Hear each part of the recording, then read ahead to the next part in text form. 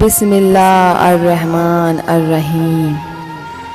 امام زمانہ اجل اللہ تعالی فرجہ شریف کی غیبت کی دو حیثیتیں تھیں، ایک غیبت صغریٰ اور دوسری غیبت کبریٰ۔ غیبت صغریٰ کی مدت 75 یا 73 سال تھی، اس کے بعد غیبت کبریٰ شروع ہو گئی۔ غیبت صغریٰ کے زمانے میں آپ کا ایک نائب خاص ہوتا تھا جس کے زیر اہتمام ہر قسم کا نظام چلتا تھا۔ سوال و جواب، خمس و زکوٰۃ اور دیگر مراحل اسی کے واسطے سے طے ہوتے تھے۔ خصوصی مقامات محروسہ میں اسی کے ذریعے اور سفارش سے سفراء مقرر کیے جاتے تھے۔ سب سے پہلے جنہیں نائب خاص ہونے کی سعادت نصیب ہوئی، ان کا نام نامی و اسم گرامی حضرت عثمان بن سعید عمری تھا۔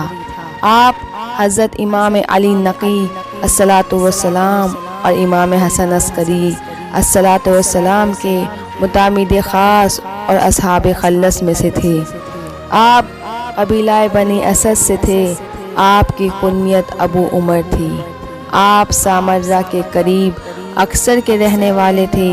وفات کے بعد آپ بغداد کے دروازے جبلہ کے قریب حضرت عثمان بن سعید عمری کی وفات کے بعد بحکم امام آپ کے فرزند حضرت محمد بن عثمان بن سعید اس عظیم منزلت پر فائز ہوئے۔ آپ کی کنیت ابو جعفر تھی۔ آپ نے اپنی وفات سے 2 ماہ قبل اپنی قبر کھدوا دی تھی۔ آپ کا کہنا تھا کہ میں یہ اس لیے کر رہا ہوں کہ مجھے امام عصر نے بتا دیا ہے اور اپنی تاریخ وفات سے واقف ہوں۔ آپ کی وفات جمادی الاول 305 ہجری میں واقع ہوئی اور آپ ماں کے قریب بمقام دروازہ کوفہ سرِ راہ دفن ہوئے۔ پھر آپ کی وفات کے بعد امام عصر کے حکم سے حضرت حسین بن روح اس منصب عظیم پر فائز ہوئے۔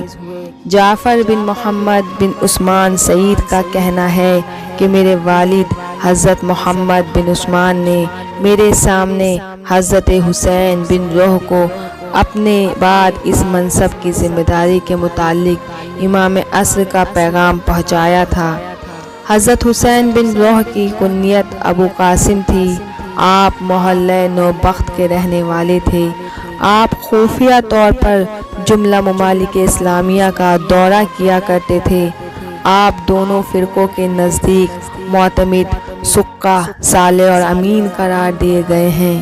آپ کی وفات شعبان 326 ہجری میں ہوئی اور آپ محلہ نوبخت کوفے میں مدفون ہوئے ہیں۔ آپ کی وفات کے بعد بحکم امام عصر حضرت علی بن محمد الثمری اس عہدہ جلیلہ پر فائز قرار پائے۔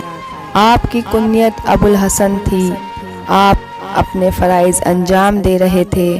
جب وقت قریب آیا تو آپ نے امام عصر سے پوچھا کہ میرے بعد کون آپ کا نائب خاص ہوگا، تو امام عصر نے فرمایا کہ اب آئندہ یہ سلسلہ قائم نہ رہے گا۔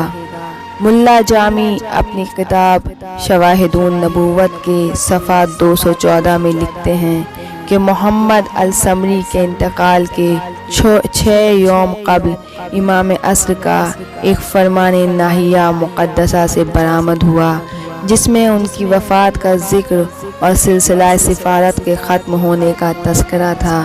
امام عصر کے خط کے عیون الفاظ یہ ہیں کہ اے علی ابن محمد، خداوند عالم تمہارے بارے میں تمہارے بھائیوں اور دوستوں کو اجر جمیل عطا کرے۔ تمہیں معلوم ہو کہ تم 6 یوم میں وفات پانے والے ہو۔